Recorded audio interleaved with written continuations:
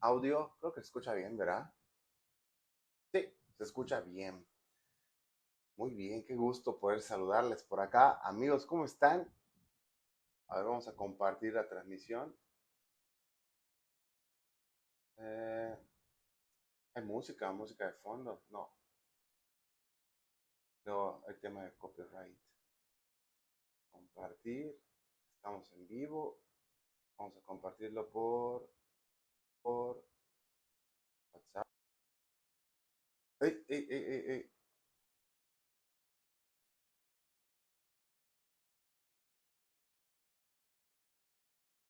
Hay mucho calor últimamente aquí en la blanca ciudad de Mérida. Que por cierto, hubo una influencer hace poco que estuvo diciendo que Blanca, la ciudad de Mérida se le dice ciudad blanca porque tiene que ver con el tema del clasismo, pero no es cierto. En fin. Hola, ¿qué tal amigos? ¿Cómo están? Bienvenidos nuevamente a un lunes de mitos y leyendas aquí por Leyendas de Yucatán con su amigo Luis Domenzain. Les recuerdo que estamos en las redes sociales como Luis Domenzain y Leyendas de Yucatán a través de Facebook, a través de TikTok, a través de la nueva red social Threads. Ahí andamos por ahí. En YouTube, en el canal de YouTube, estamos a punto de llegar a los 1000 suscriptores, así que por favor ayúdenos suscribiéndose y compartiendo todo este contenido que hacemos en vivo por aquí, por TikTok, y luego lo vamos haciendo en clips y subiendo a todas las diferentes redes sociales. Un saludo para todos. Jessica, saludotes. Así creo que está la figurita. Saludos a todos. Muchas gracias por estarnos viendo. Hoy tenemos un tema muy interesante que trata sobre los cenotes aquí en Yucatán. Ustedes sabían que hay más de 3000 cenotes contabilizados y además solo en México se le llama cenotes porque proviene de un nombre maya y en otras partes del mundo no se les conoce como cenotes.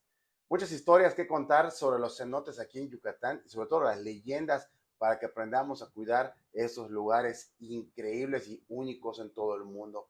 Así que amigos, estamos a punto de iniciar ya nuestro tema de conversación el día de hoy, aquí por su en vivo de lunes de mitos y leyendas aquí en Leyendas de Yucatán. Vamos a leer algunos comentarios que nos dejen por acá para todas las personas que nos dejen comentarios. En lo que esperamos a unas personas más, unos minutitos más, un minutito más, en lo que acomodo por aquí algo. Ahorita vengo. Lo que está atrás de mí es un cenote.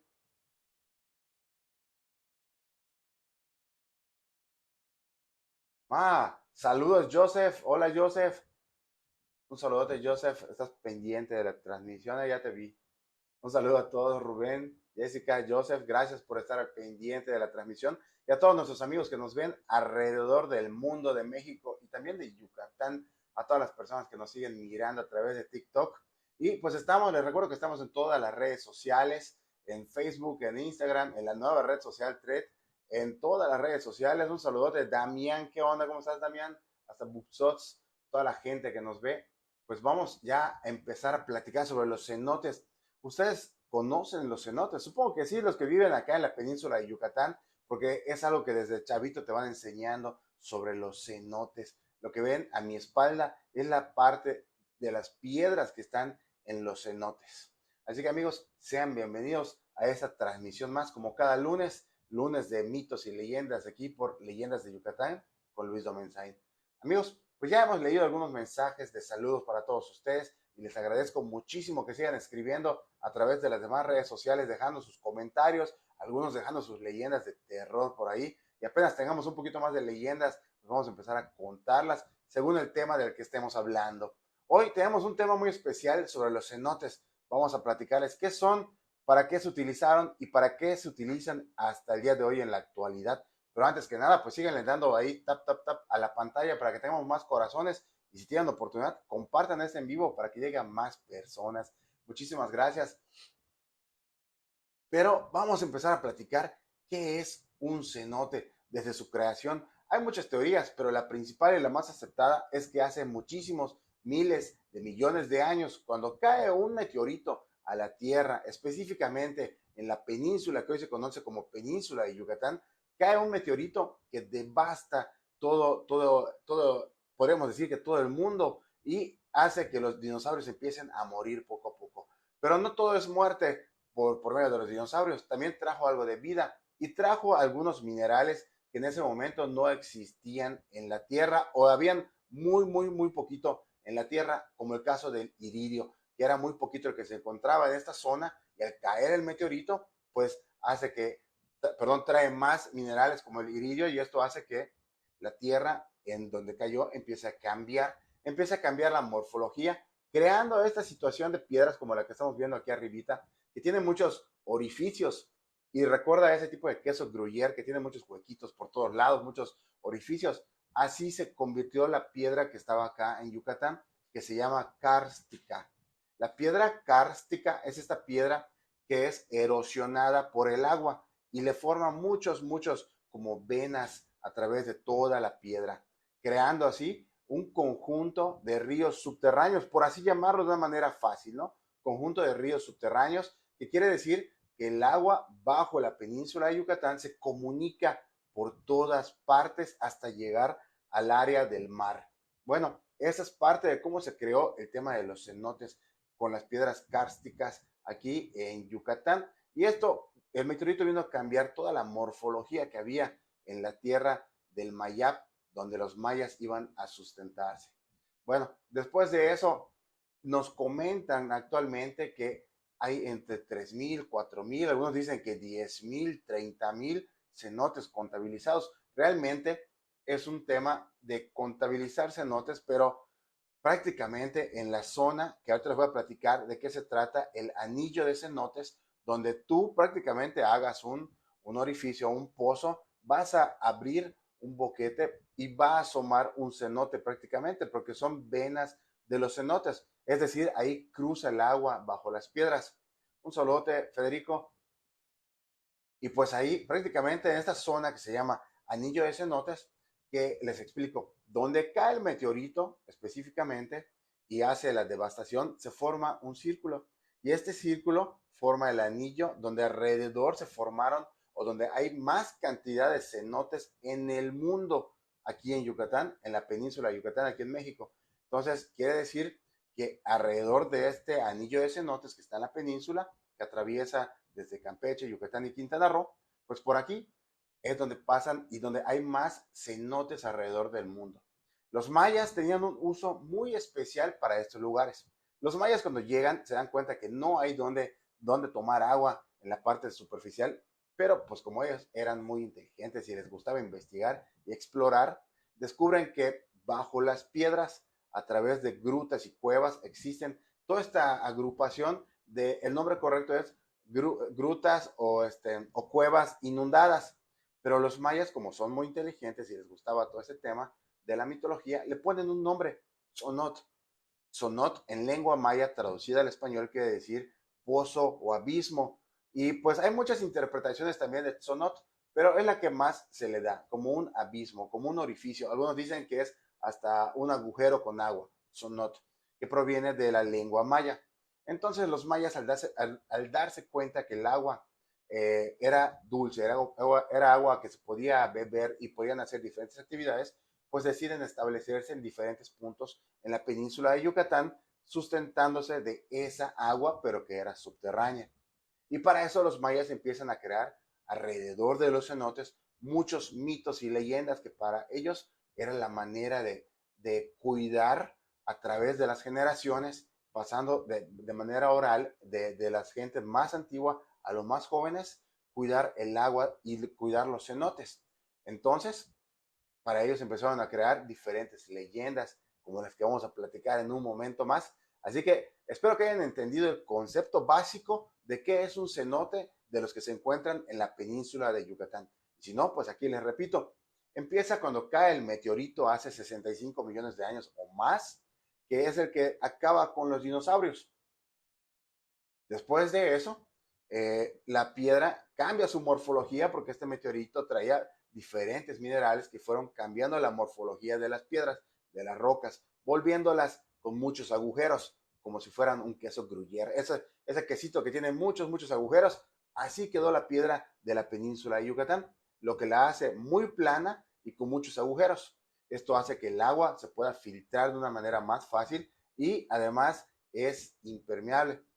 O sea, el agua atraviesa por debajo de la tierra y tiene mucha fluidez, creando así ríos subterráneos, por así llamarlos de alguna manera, que nacen desde el centro de la península, empiezan a transmitirse alrededor de toda la península prácticamente y terminan yendo hacia la costa de la península, hacia el mar. Y es así como los cenotes fueron descubriéndose. Hay diferentes tipos de cenotes, pero se clasifican normalmente en tres. Los cenotes abiertos, que son estos que tú te puedes asomar y puedes ver el agua desde arriba sin tener que bajar. Los cenotes semiabiertos o semicerrados. Entonces tú tienes que medio agacharte y meterte en alguna cueva para poder llegar al ojo de agua. Y los cenotes que son completamente cerrados, a los que no se tiene acceso normalmente por algún tipo de agujero o por una gruta, hay que atravesar mucho espacio para llegar a este tipo de cenotes que son los cenotes cerrados. Entonces estamos hablando que hay tres tipos de cenotes: abiertos o semicerrados o semiabiertos, y los que son completamente cerrados. Y para eso mucha gente se dedica a investigar, y ahí es donde nacen los espeleólogos. La espeleología es esta ciencia que se dedica a investigar todo ese tema de las grutas y los cenotes en todo el mundo, pero sobre todo aquí en Yucatán, que los cenotes es donde más se dan, porque platicábamos que donde cae el meteorito que extingue a los dinosaurios, bueno, según dicen las teorías, ahí nace el anillo de cenotes, que es donde más cenotes hay en el mundo, a través de la península de Yucatán, y dicen que hay desde 30,000, 10,000, 3,000, no se sabe completamente. Yo creo que realmente no se va a poder saber, porque es un área donde tú prácticamente donde camines te vas a topar con un cenote o un ojo de agua, que hay muchísimos en la zona de los anillos de cenotes, que déjenme decirles que es un área protegida, es un área natural protegida que hay que cuidar muchísimo.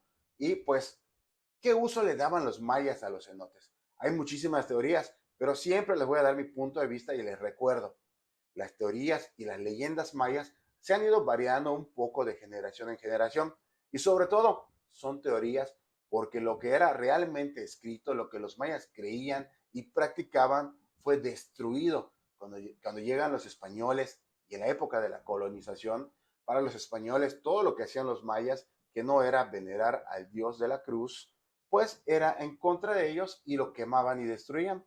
Y de ahí nace la leyenda de Maní, que es un pueblo aquí en Yucatán donde se quema muchísimas de esos libros antiguos de los mayas, pensando que eran temas diabólicos, ¿no? Entonces, bueno, es otro tema, ¿no? Pero ahí a lo que me refiero es que ahí estaba escrito cómo los mayas cuidaban y creían.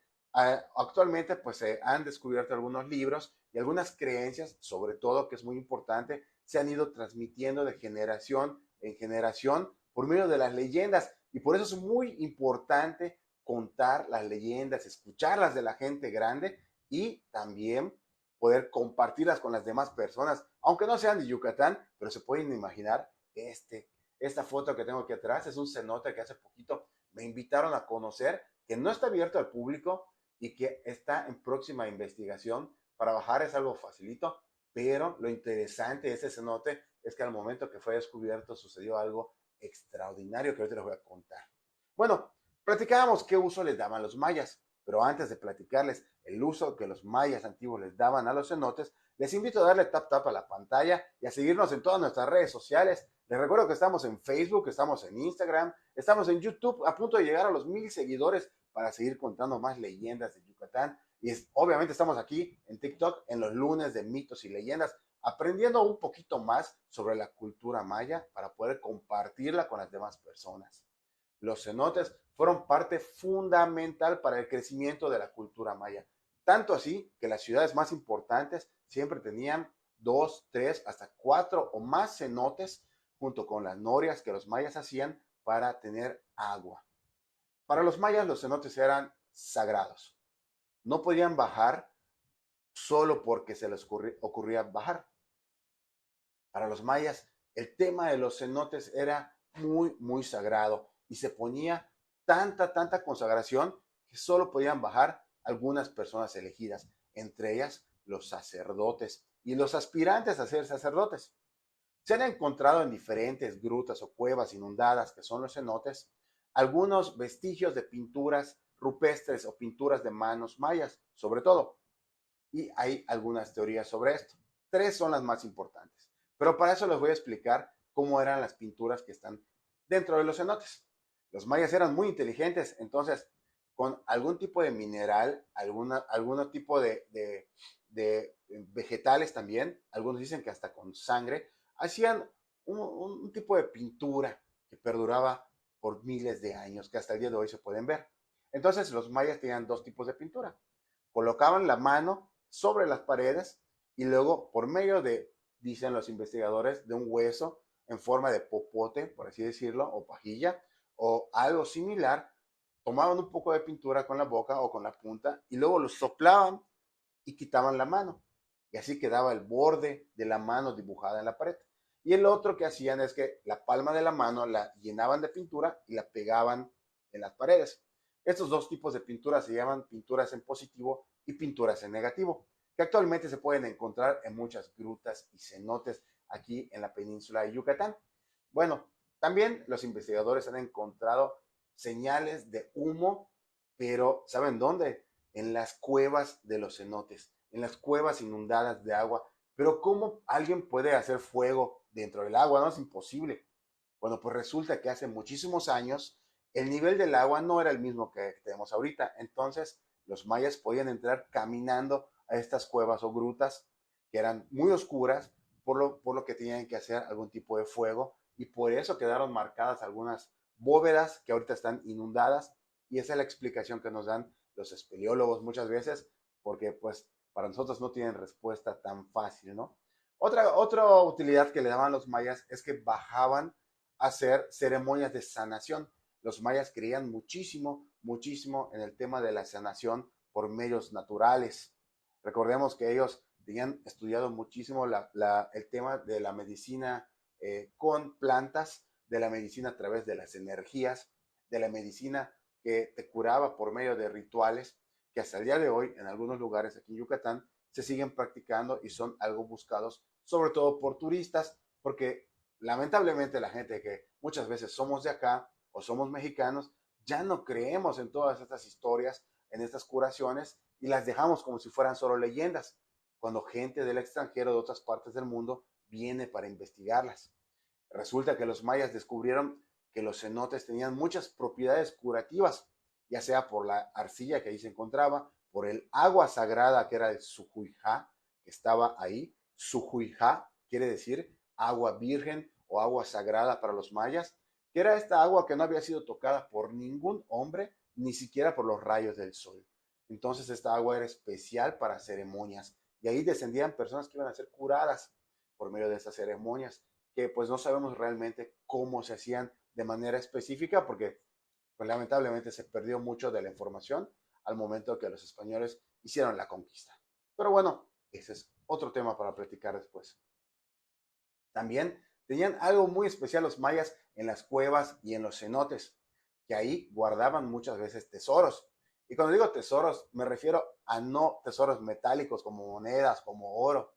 Ellos guardaban toda la información por medio de libros sagrados que muchas veces escribían en pieles de venado con diferentes métodos y por ahí guardaban todo su conocimiento. Eran muy celosos de su conocimiento, déjenme decirles. No lo compartían con cualquier persona.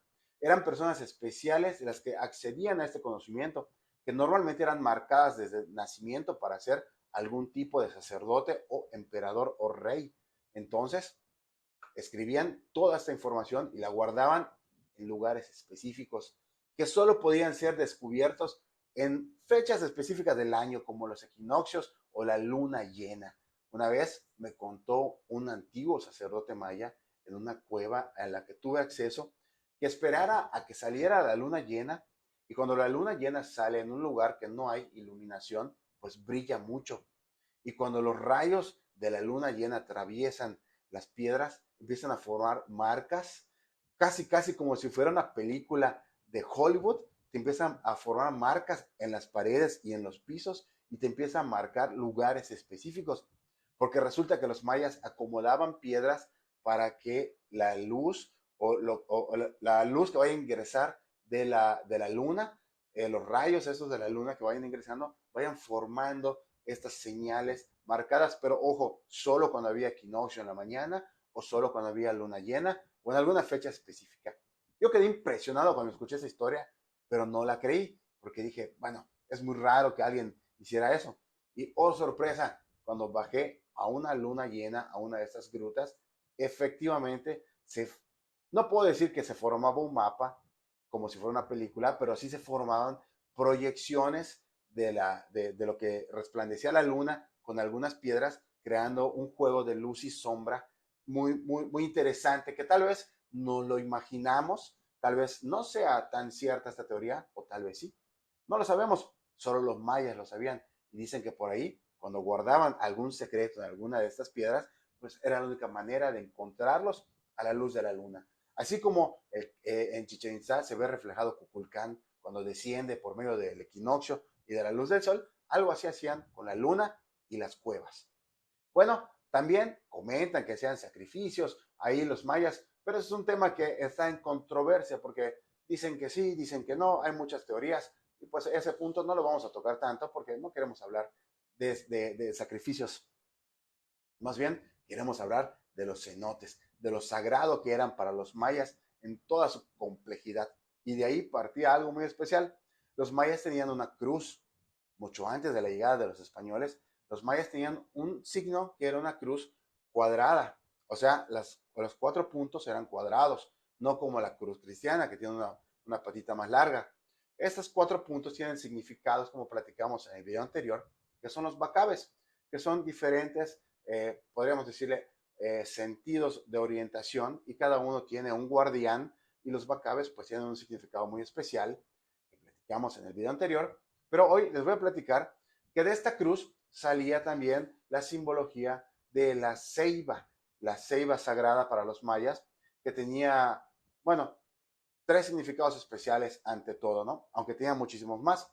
Los principales era que las ramas de arriba significaban la parte superior de, por así decirlo, como los cielos, donde vivían los dioses. La parte del tronco y la raíz, la parte de arriba de la raíz, pues significa el mundo terrenal donde estamos nosotros. Y la parte de hasta abajo, donde están las raíces, bajan, pues ya significaba el inframundo, o como decían los españoles, o cuando ya se cristianizó este tema, pues el infierno, ¿no? Bueno, pero para los mayas no era eso, era un mundo donde vivían los dioses de la muerte y algunos seres extraordinarios. Y una de las entradas a este lugar, a este mundo, a este inframundo, eran los cenotes. Por eso se cuidaba mucho que no cualquiera bajara, porque iba a tener acceso a este lugar donde solo los dioses de la muerte o los dioses antiguos estaban por ahí. Los mayas entonces tenían diferentes leyendas para hacer que la gente no entrara nada más porque sí a los cenotes. Y ahí les van algunas de las leyendas más interesantes que nos cuentan hasta el día de hoy en los municipios de Yucatán. Como, bueno, les escogí algunas que se cuentan mucho, ¿no? Tzucam, Camazots, la gente dice que el agua de los cenotes está viva, y los aluches. Vamos a empezar contándoles la leyenda de Tzucán. Tzucán, Tzucán, Tzucán es una palabra en maya, por eso es algo un poquito complicada de pronunciar. Tzucán hace referencia a un ser mitológico que vive en las cavernas, en las grutas, en las cuevas, y es el encargado de cuidar el agua de todo este lugar. Solo es un ser. Aunque se ve en diferentes cenotes, en diferentes grutas, se describe como un solo ser, que puede ser omnipresente en diferentes lados, ¿no? Según las investigaciones que se han hecho sobre las leyendas de Yucatán. Entonces, Tzucán es el encargado de cuidar el agua de todo este lugar. Un momentito. Ahí está. Es el encargado de cuidar el agua de todos los lugares que tienen agua, como las cuevas inundadas, los cenotes. Entonces Tzucán se encarga de que si alguien entra a destruir o a contaminar el agua de estos lugares, pues Tzucán primeramente lo va a espantar, y si la persona no se va del lugar, pues Tzucán se la puede devorar con solo abrir la boca, porque las personas que han tenido encuentros con esta serpiente la describen gigantesca. El grosor es como el grosor de un tronco antiguo, así muy grande, una serpiente muy larga. Han dicho que hasta de 20 metros, que tiene una cabeza como si fuera un caballo y tiene los crines, este pelo que tienen los caballos aquí atrás, que muchas veces les peinan, igual lo tiene Tzucán, y tiene escamas. Y hay quienes cuentan que también puede volar. Y Tzukam fue condenada a vivir ahí porque hace muchísimo tiempo Chak, el dios de la lluvia, el dios del agua de los mayas, pues estaba supervisando el agua del lugar y no encontraba nada de agua superficial aquí en Yucatán. Pues decide tomar un descanso, se sienta en un tronco grande que vio ahí, se sienta y empieza a moverse el tronco y él se asusta. Se levanta rápidamente y se da cuenta que es una serpiente gigante con cabeza de caballo enorme, gigantesca. Chak le dijo, tú me vas a ayudar. Y entonces en ese momento Tzukam dijo que no y voltea a ver a Chak y de un solo bocado se come el animal con el que estaba viajando Chak, que era como un animal volador, pero Tzukam se lo come de un solo bocado y Chak en castigo a eso le dice, ahora tú me vas a llevar por toda la península, por toda la tierra del Mayab para buscar el agua porque tenemos que cuidarla. Entonces emprendieron el viaje, empezaron a buscar el agua, pero no había superficialmente. Se dieron cuenta que el agua estaba abajo de las piedras de la roca, como habíamos explicado. Fíjense cómo los mayas contaban esta leyenda hablando del agua que se encontraba bajo la tierra, siendo ahora considerado, con toda la explicación científica que ya dimos en un principio, cómo esto es real. Bueno, después de eso, Chak condena a la pobre serpiente Tzukam a cuidar el agua de los cenotes, como el que tenemos por acá, a cuidar el agua y pues ahí va a vivir. Por eso la gente hasta el día de hoy dice tener encuentros con seres gigantescos, con esta serpiente gigantesca en las cuevas y por eso la recomendación antes de entrar a un cenote o a una cueva es muy importante pedir permiso. Ahorita en un momento más vamos a hablar sobre los permisos que hay que hacer antes de descender a una cueva o un cenote aquí según las creencias de la cultura maya. Bueno, pues esta ha sido la historia de Tzukam y de cómo cuida el agua de los cenotes y de las grutas. También les platicaba de Camazotz. Camazotz es un dios de la muerte que vivía en las cuevas, en estas grutas. Recuerden que para los mayas entrar a estas cuevas o estas grutas era la entrada al inframundo, a este lugar donde vivía la muerte, donde vivían estos seres, estos dioses de la muerte. Entre ellos estaba Camazotz, una combinación entre un ser humano con un murciélago.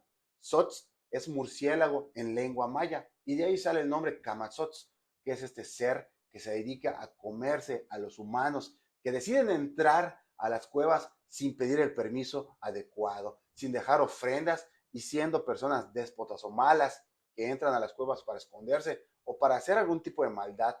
Entonces Camazotz desaparece y los devora, los hace en pedazos y se los come. Eso es lo que cuenta la gente acerca de Camazotz, que es una de las leyendas poco contadas en la península de Yucatán, pero que sí es definitivamente conocida en varios municipios de Yucatán. Ese fue Camazotz. Nos queda también un tema muy interesante. Así como ven el agua de este cenote, la gente cuenta que en muchos cenotes de la península de Yucatán, a través de los tiempos, el agua cobra vida. A tal grado que si tú le preguntas a un yucateco, meridano o de algún municipio que si el agua se puede succionar a alguien que esté nadando, te va a decir que sí, que es verdad.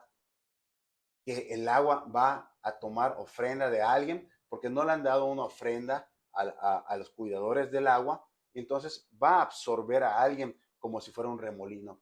Muchas de las leyendas, como el cenote de Nabuy, que se encuentra en el municipio de Suma de Hidalgo, aquí en Yucatán, cenote de Nabuy, cuentan las leyendas, los antiguos, los viejitos, como decimos por acá, la gente de la tercera edad, que hace muchísimos años, cuando los cazadores se acercaban a la zona del cenote, podían ver cómo el agua de pronto empezaba como a sacar algo de espuma y en un par de segundos, si tú no salías corriendo de ahí, el agua subía tanto de nivel que terminaba absorbiendo a todo aquel que se encontrara cerca.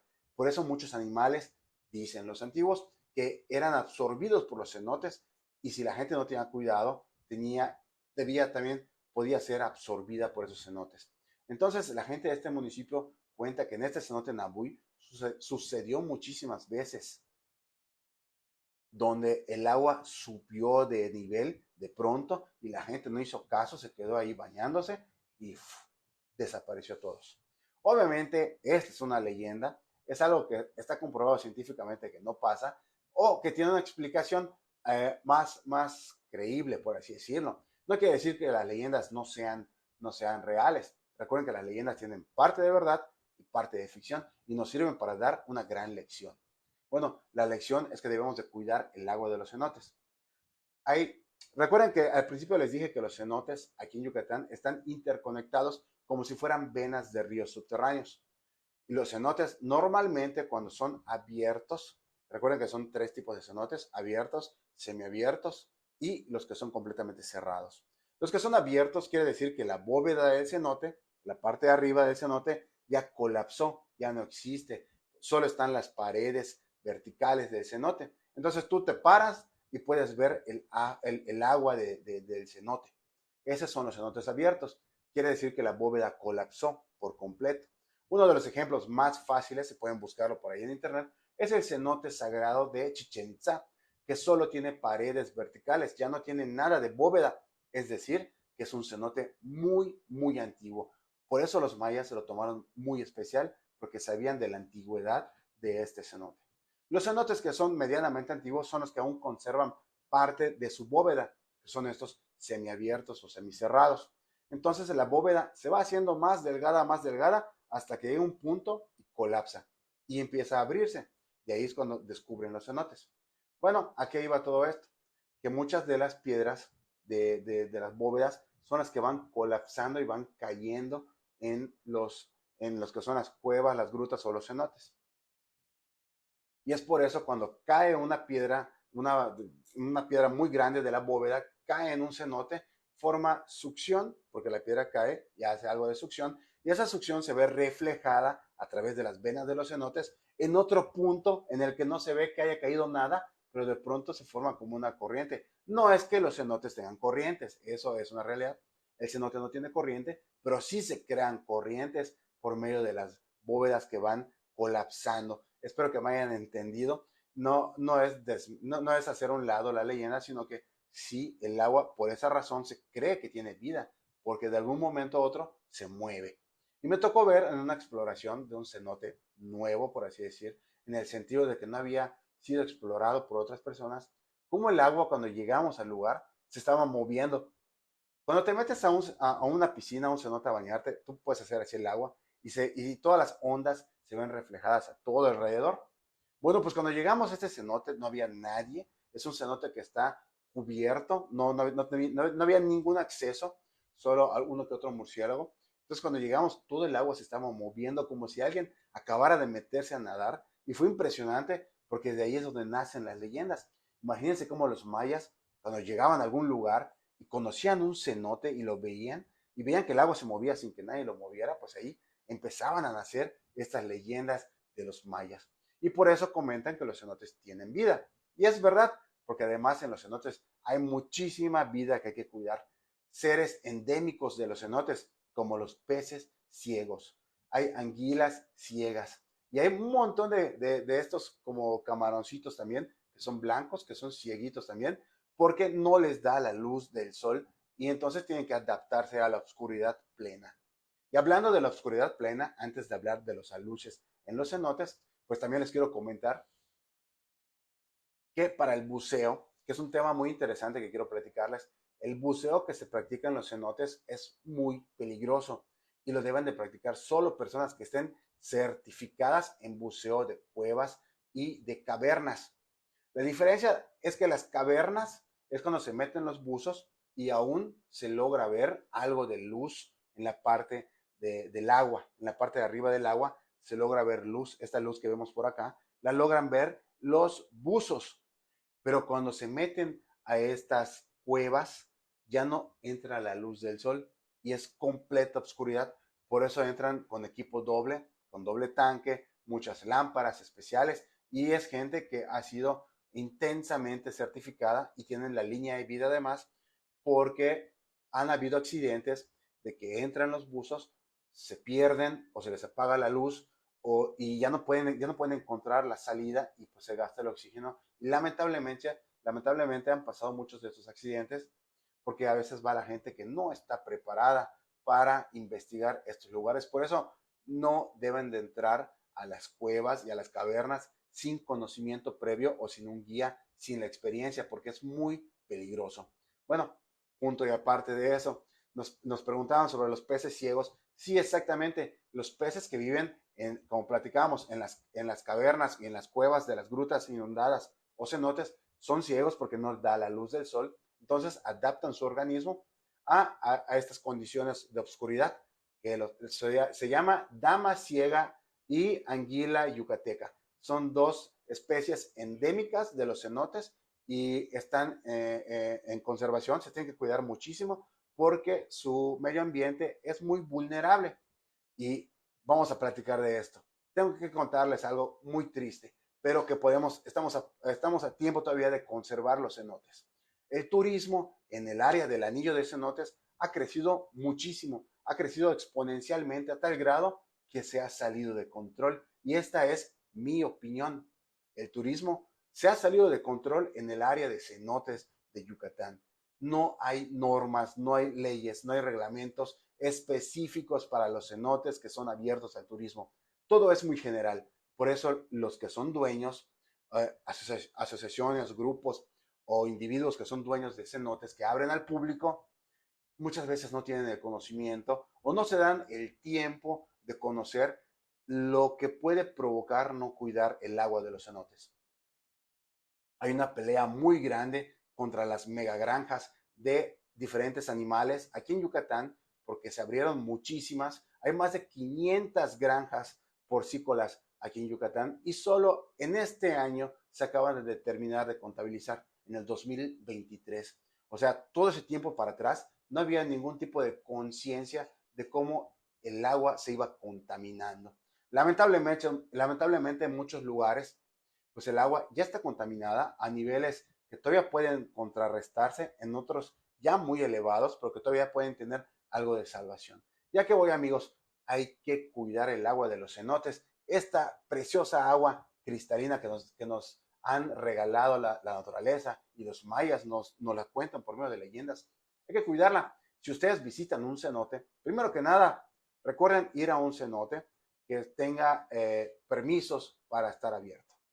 Segundo, que tenga los permisos de la cultura maya para funcionar, es decir, que las ceremonias estén realizadas. Hay muchas ceremonias que los mayas hacían para que la tierra esté calmada, ofrecer ofrendas para todos estos seres que cuidan y son guardianes del agua y de los montes. Y además, recuerden no usar repelente, no usar bloqueador, enjuagarse antes de entrar al cenote y disfrutarlo. El cenote no es una piscina para estarse tirando clavados, aunque muchos han establecido plataformas y ahí aventarse, no son para eso, son para relajarse. El cenote absorbe las malas energías de uno y cuando tú sales del cenote sales cargado de energía positiva. Pero para eso tienes que entrar con un buen pensamiento y una oración en el corazón. La vez pasada una amiga me preguntaba, ¿qué oración hago antes de entrar a un cenote? Y le digo, no hay oraciones chicas ni grandes.